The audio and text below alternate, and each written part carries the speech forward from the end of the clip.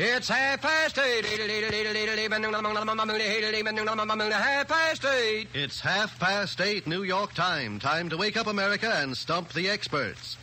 Each week at this time, you are invited by Lucky Strike to attend its inquisitorial free-for-all. For every question we use, Lucky Strike pays out $10 plus a copy of the new Information Please quiz book. If your question stumps us, you get $25 more plus a 24-volume set of the current Encyclopedia Britannica. Send your questions to Information Please, 480 Lexington Avenue, New York City. If our editorial staff edits your questions a bit, don't fret over it. If duplication, Information Please uses the question that was received first. And all questions become the property of Information Please.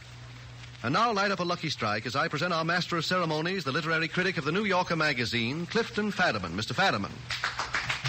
Ladies and gentlemen, as you know, whatever happens on Information Please is completely unpremeditated. The questions are never seen in advance by any of the experts.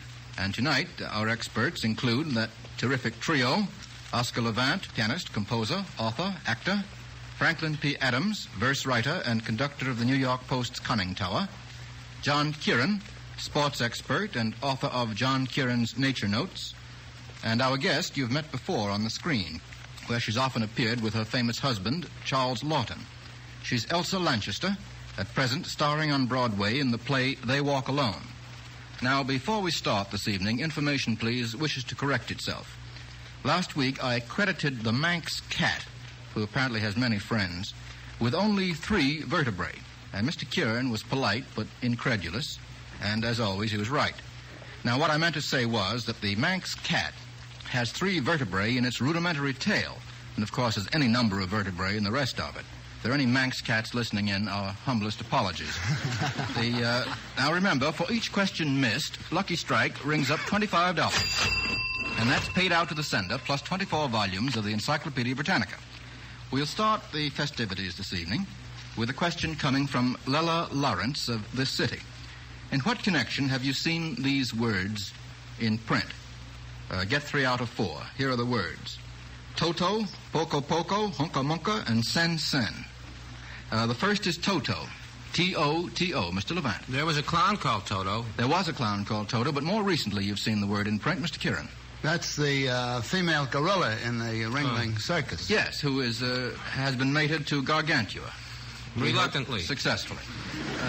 That's right. Now, if you saw the phrase Poco Poco anywhere, what would it mean to you? Poco Poco. Mr. Levant again. It's either a resort or it has something to do with one of those dynamic... what is Mr. Ickey's control? Do you know those big... Interior? No. The dam things. Those dam... Yeah, be careful. No, like Roosevelt like Dam. the Grand Kool-Aid. Yeah. Poco Poco? Well, then let's settle for a resort. No, I don't think so. As a matter of fact, Mr. Levant, it's a term you've often seen in reading sheet music. Mr. Kieran. It means little by little. Yes. In tandem. I know that. Get it now, Mr. Levant? Mr. Kieran, what does it mean in music? Same thing. Same thing. Little by little. I suppose, what, gradually, Mr. Levant? Gradual. Good enough. All right, you prefer the adjective. Hunka Munka, H-U-N-C-A-M-U-N-C-A. I'll give a quarter to anybody who knows that. Among the 4 of you, I mean. Hunka Munka. Any ideas, Miss Lanchester? It's the name of a princess in a play. What play? A Tom Thumb. Right. That's right. It's the daughter of King Arthur and the wife of Tom Thumb in Fielding's play. I owe you a quarter, and you will get it if you'll wait just a minute after the performance. Very willingly lost. Sen Sen. Sometimes spelled T-S-E-N and sometimes spelled S-E-N if you're economical. Sen Sen. Mr. Levant. Well, there's a bad breath remover called Sen. That's right.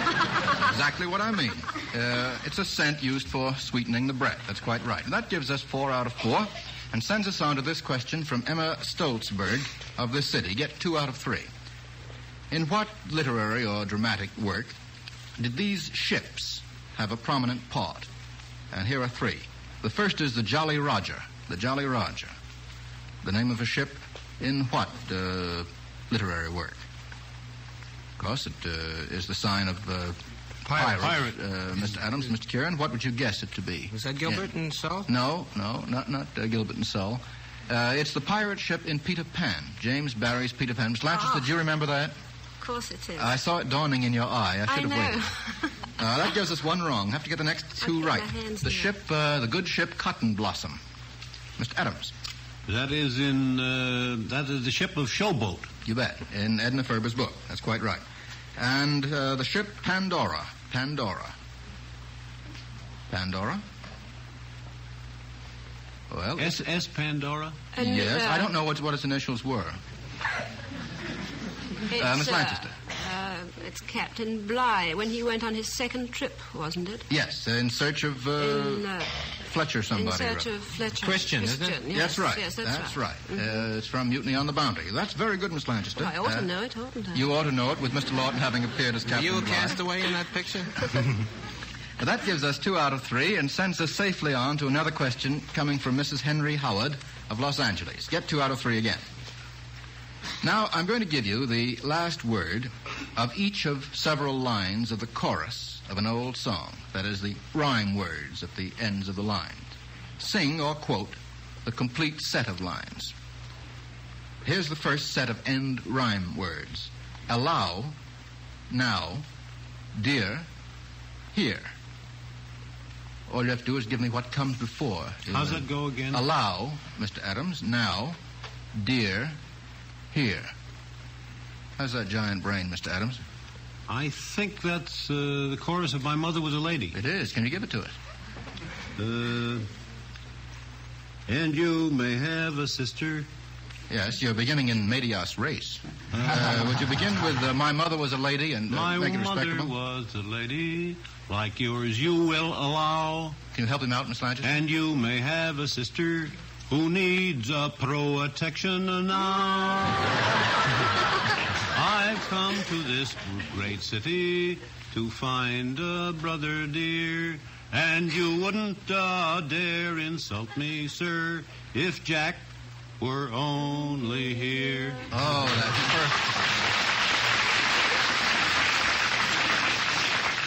that's perfect. Perfect. I wonder whether you can do as well on this one. This is harder. Here are the rhyme words at the ends of the lines. Same, shy, alack, back, I. There are 5. Miss Lanchester. Oh, Jane doesn't look. You're right. Same. Go ahead. When she left the village, she was shy. Can you sing it for us? You don't. If you do as well as Mr. Adams, it'll pass. But alas and alack. Well, you may do it together, you know. Oh, Jane doesn't look the same. When she left the village, she was shy. But alas and alack, she came back with a naughty little twinkle in her eye. There you go. There was a parody that ended, and the golden hair was hanging up to dry. Is that a parody of it? How does the parody go? And the golden hair was hanging up to dry. That's all you're going to tell me, you mean? All right. Miss Lanchester, you and Mr. Adams make a very nice team. Oscar, you must get Balaban and Tats after you sometime. Here's another set of rhyme words. B, I'm not stuttering, and fair. In other words, the end words of the first 3 lines are B, and then fair. To be or not to be fair. It's a steal. How about it? Well, here's the way this one goes. Oh, dear, what can the matter be? Remember that now, Miss Lanchester? Yes. Can you go on with it? Oh, dear, what can the matter be? Oh, dear, what can the matter be? Oh, dear, what can the matter be? Johnny, so long at the fair. That's very But pretty. I didn't think of that fair. Ah, well, I know. Well, we don't give you credit for it. We have 2 out of 3 on it. That's Mr. Adams and Miss Lanchester. Now, how about this one? It comes from Mrs. Walter F. Stauffacher of Monroe, Wisconsin. Again, get 2 out of 3 if you can. As you know, the well-known screen actress, Betty Davis, seems to thrive on tragic roles. What was her misfortune in the following motion pictures? And the first one was Juarez, or Juarez, if you will, Mr. Levant. Well, as Maximilian's wife, whose destiny, I think, was guided by Napoleon III in Paris, then he was ratted on by Same. She went to France to intercept, or to plead for some protection. While there, he kind of took care of her, so she went quickly crazy. That's right. What a nice plot sense you have. That's right. She went mad. Great saving of time not to go to a movie to listen to that boy. Only good on Friday nights, though, Frank. I want to correct Mr. Adams' snobism. It was a very excellent play by Werfel. I'm sure it was. Maximilian. Yes, that's quite right. Who, in the screenplay Dark Victory, what happened to Miss Davis? Anything dreadful happened to her, Miss Lanchester? Went blind, didn't she? Yes, as a result of what? I didn't see it. I just read the review. Are you just guessing that's what happened to her? Mr. Levant. She had a brain tumor, which ain't funny, McGee. No, which isn't so funny. Except it was just on the screen, you know, Mr. Levant. Don't get worried. And how about the screenplay Dangerous? The screenplay Dangerous, what happened to her there? Now, we've got her mad, we've got her blind. Will she be offended if I missed that one? We got 2 out of 3. Let's give her a break. In Dangerous... You're probably home that night. all that happened to Miss Davis all that happened to Miss Davis in Dangerous was that she was a dipsomaniac. Well, that's fun if you can afford it. Drunk to you, Mr. Levant. That's 2 out of 3, which again is sufficient for our purposes. Now, how about this one? This comes from Jane King of this city. I'm going to give you 3 different arithmetical operations. Tell me what happens as a result of them. Explain what you get when you divide the mental age by the chronological age. You get a result, of course, and what's that result called? PQ. IP. PQ. Well, let's pick out another set of initials, and you're all right, Mr. Levant. IQ. IQ. Yeah. What does IQ mean, Mr. Adams? Intelligence quotient. The intelligence quotient. That's right. Did any of you, Miss Lanchester and gentlemen, ever take one of those tests? They don't know where I live, I hope. That was after my time, thank heaven. Mr. Kieran, did you ever take an IQ test? Never did. Very interesting for you to take. Couldn't qualify. I bet you could do all right on it. Now, suppose you divided the numerator by the denominator and multiplied by 100. What do you get? You owe the government something.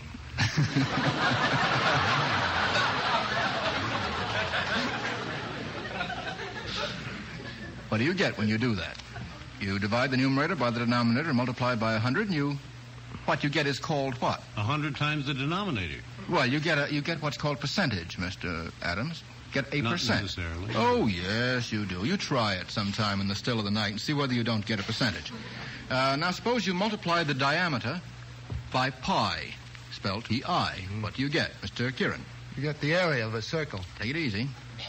The circumference. Ah, yes. Pardon me. The circumference of a circle. How would you get the area? Oh, that's a tough operation. I don't want to go into it. I don't think it's very hard, Mr. Adams. You would multiply pi by the square of the radius. Yes, it's very simple. Pi r squared, Mr. Kieran, that's all. Well, it'll run out, depends on how fine you want it. It'll run out to about 34 decimal places. Oh, you mean to get the value of pi? Mm-hmm. We usually work with how many places? 3141739 and so on, I think. 14159, I think. 159.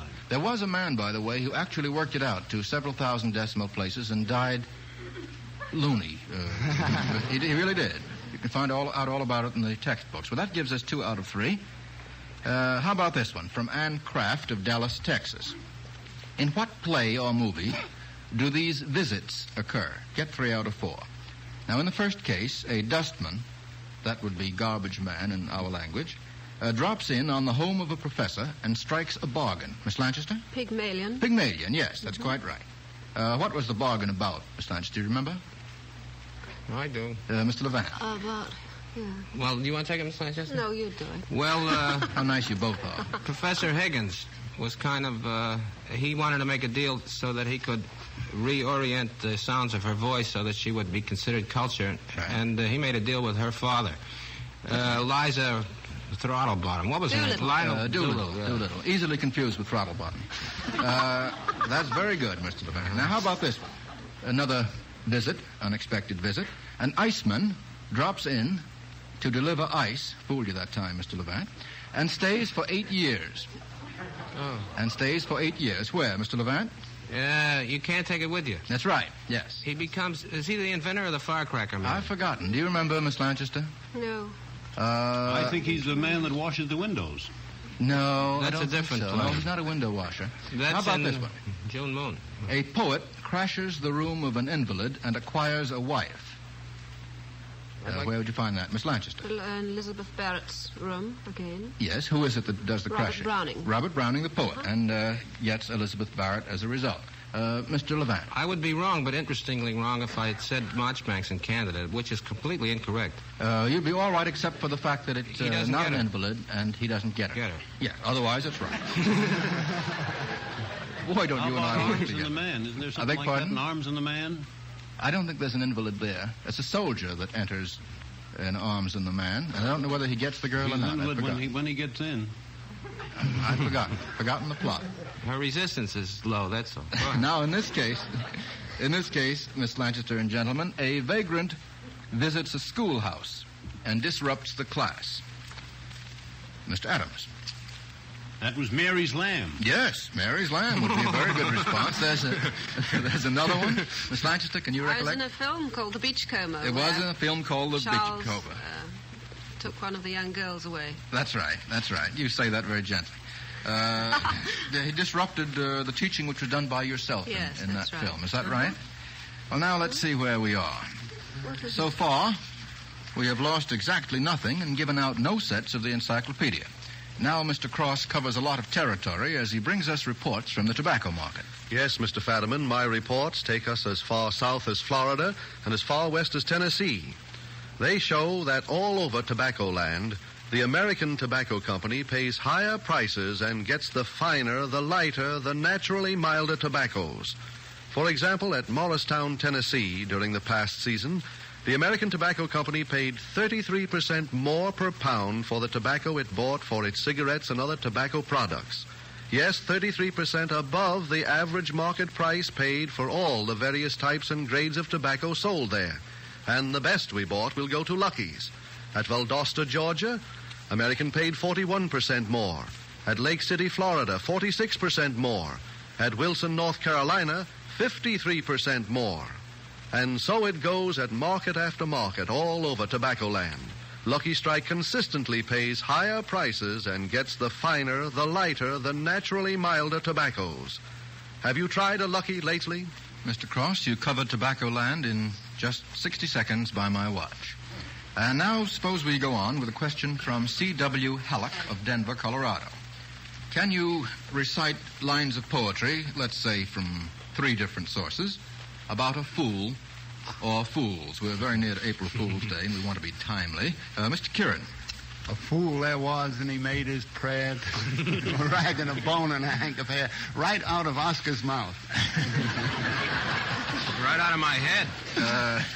That's a very good one. Now, Mr. Levant, did you have another? You know that's all I know about a fool. All right, then you just sit on your laurels. Mr. Adams. I met a fool in the forest. Ah, very good. Yes, what's it from?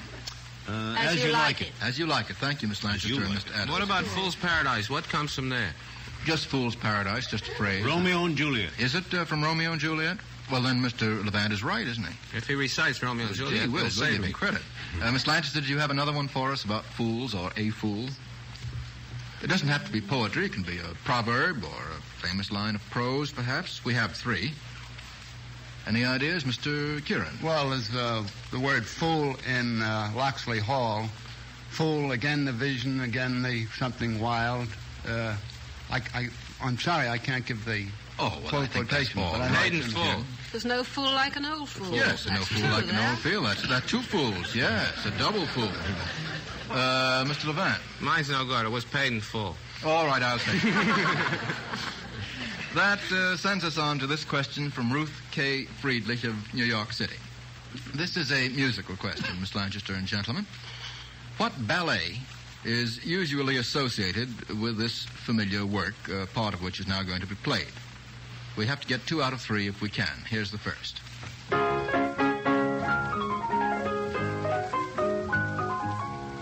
We have one hand, Mr. Levant's hand. That's Invitation to the Waltz by Von Weber, and it's in a ballet called The Spectre and sometimes Billy Rose. The Spectre and the Rose. It's a duet.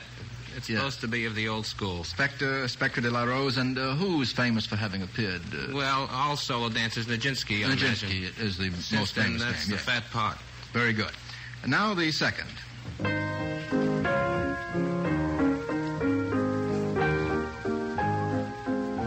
Is that familiar to anyone but to Mr. Levant? It's very familiar. Mr. Kieran, do you recognize the melody at all, Mr. Levant? I'll help. It's a Chopin A-flat waltz, and I guess it must be in Les Sylphides, but I thought it was a C-sharp minor waltz. This is the one I have down on the card. You're right so far. Don't contradict me. I know this is A-flat. Yes, the A-flat waltz apparently is used in Les Sylphides, the famous ballet. Well, that's a Chopiniana anyway. Now the third and last. We have, by gollies, a new hand. Mr. Adams. That is the ballet music from Sylvia. Very good. What's it called and who wrote it? I think it's called a pizzicato, something like that. That's very good. And who wrote it, Mr. Adams? Leo's his first name. I don't know. Well, you did very well. John knows. Mr. Kieran. Delib. Very good. Mr. Kieran, Mr. Adams, would you care to change seats with Mr. Levant? Well, that gives us 3 out of 3. Thank you very much. How about this one? We'll go from music to painting, shall we? This comes from Mary E. Titus of this city. Again, a 2 out of 3 question. What painting is said to have caused the artist to lie on his back for about 4 years? What painting is said to have caused that situation? Miss Lanchester. In the Sistine Chapel. Yes. The paintings on the ceiling of the Sistine Chapel. Who painted them? Leonardo. Yes, and who, I beg your pardon? Leonardo. No. It's the other one that we all know. Michelangelo, yes. Michelangelo. And why did he lie on his back as he did the painting? Well, why did he do that? Would he choose to do it? No. Mr. Kieran? Why, Well, he there was wasn't a a scaffold. contortionist. There was a scaffold built up there with horizontal planks so that the ceiling was then within reach of his paintbrush. Yes, I suppose it was so curved that you couldn't paint it in any other position. Now, what painting is said to have caused the artist to go into bankruptcy? The painting itself? The painting itself, yes. Trick question. It's not easy. Is it one of those Rivera paintings? No, it is not. But it's a painting done by a man whose name begins with the same letter as Rivera. Really? Yeah, I'll give you a hint. The letter is R. Rembrandt. Now, and what is the painting? I have no idea, but it's the only other R I know. Thank you, Mr. Adams. I think I'll have to supply the information myself. Rembrandt, among other paintings, did one called The Night Watch. A number of citizens of his native town were in it, and he put so many faces in shadow, and his subjects was generally so displeased with the way he painted it that as a result he lost a lot of his clients and went into bankruptcy. Did you know Martin that? did that in a picture called Rembrandt, which was very good. You should have remembered that, Mr. Levant. Miss That's quite Lanchester right. should have remembered that. Now, we have to get the next one or fail. What painting is said to have caused the king of one country to take a bride from another country? Said to have caused the king of one country to take a bride from another country. Mr. Kieran. Would that have been a Holbein portrait? Yes, it was. Yeah. And of whom? It was Henry VIII. Well, the painting was not of Henry VIII. No, it was of... Remember now, Miss Lanchester? Anne of Cleves, was it? Yes. Yes. How do you know, Miss Lanchester? Well, I played the part. Ah, yes. You see, all you have to get is a hint from Mr. Kieran, you remember your whole past. And in the story, do you remember, Mr. Kieran, was he satisfied with the painting of his He asked bride? who put that, who inveigled him into marrying that Flemish horse. Yes, be careful, Mr. Kieran. Flanders mare. Well, Flanders mare, Flemish horse, it's rather close. Yeah. Now, Miss Lanchester, you'll find Mr. Kieran outside of this program one of the most charming and courteous men. That's right. That gives us 2 out of 3. Herbert Rosen of Oil City, Pennsylvania, sends this one in. It's a question about disappearances. Get 2 out of 3. In what work of fiction does each of these disappearances occur? In the first case, a police inspector disappears into a river. Mr. Kieran. Les Miserables. Who does the disappearing? Javert. As Miss Lanchester reminds us. And into what river, Miss Lanchester? In the Seine. Into the Seine, yes. Why does he do that, Miss Lanchester? Because he's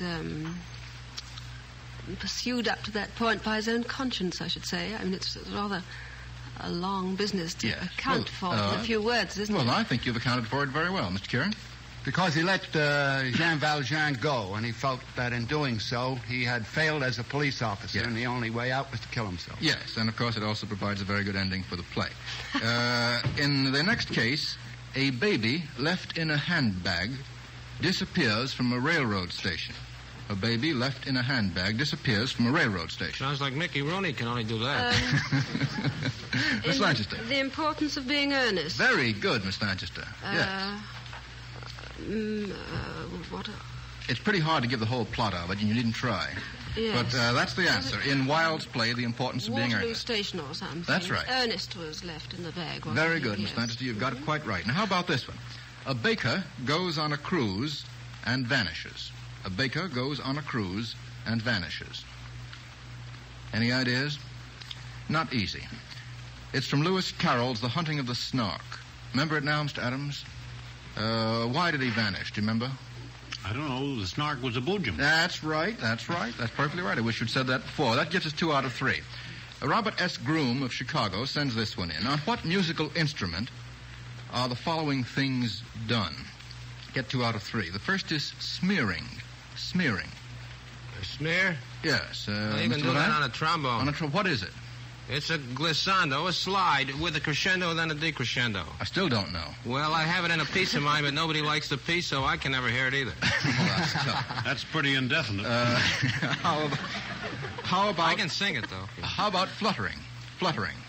Yes, Mr. Levant. Well, you mean fluttering or a fluttered tongue? Which? Fluttering, it says here. Well, on either 2 instruments. On a trumpet, you can do it on a flute, too, strangely enough. Yes, on a flute or on a trumpet. Now, how about slap-tonguing, whatever that is? Slap-tonguing. That's on a saxophone. On a what? Saxophone. You sure? A cornet. You sure, Mr. Adams? No. Slap-tonguing? Slap-tonguing, yes. Why don't I know that? I've got 1 vote for cornet and 1 vote for sax. Not cornet. That's ridiculous. That's ridiculous, Mr. Adams. I still think it's a cornet. It ends with et, Mr. Adams. Clarinet. Clarinet. Yes, clarinet's the answer. Well, I think that's about all we'll have time for. And now, here's Mr. Cross with proof that those tobacco markets we heard about a few minutes ago are typical. You recall that the American Tobacco Company, to get finer, lighter, milder tobaccos, paid 33% more than the market average at Morristown, Tennessee, 41% more at Valdosta, Georgia, 46% more at Lake City, Florida, 53% more at Wilson, North Carolina. Now, just to show you how typical those markets are, I have here reports from a total of 119 different tobacco markets. Markets that handle 96% of all the cigarette tobacco sold at auction in this country. And at every one of these markets, Lucky Strike last season paid higher prices and got the finer, the lighter, the naturally milder tobaccos. Perhaps that helps you understand why the independent tobacco experts choose Lucky's for their own cigarette by such an overwhelming majority. Those buyers, auctioneers, and warehousemen see Lucky's pay higher prices for lighter, milder leaf.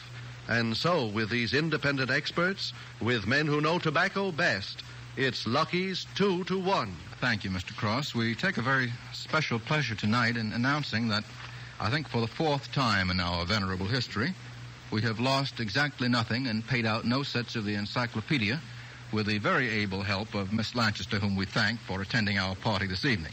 Next week, Mr. Kieran and Mr. Adams will be on hand, and as our guests, we welcome the world-famous foreign correspondent, John Gunther, who has just recently returned from South America, and Lyman Bryson, well-known moderator of the radio program The People's Platform and professor of adult education at Columbia University. Now remember, for every question we use, whether or not it's answered correctly, the sender gets $10. If the question stumps our experts, you not only get $25 more, but in addition, the complete 24-volume set of the Encyclopedia Britannica. Send letters with questions and the correct answers to Information, please, 480 Lexington Avenue, New York City. And now we shall have a parting message from Mr. L.A. Speed Riggs, the famous tobacco auctioneer of Goldsboro, North Carolina. And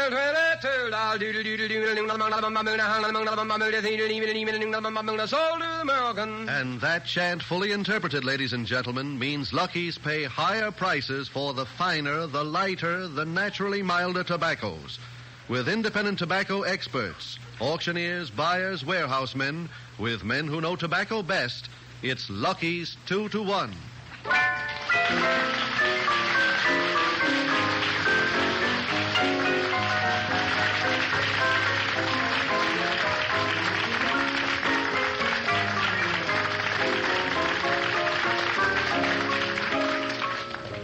This is the National Broadcasting Company.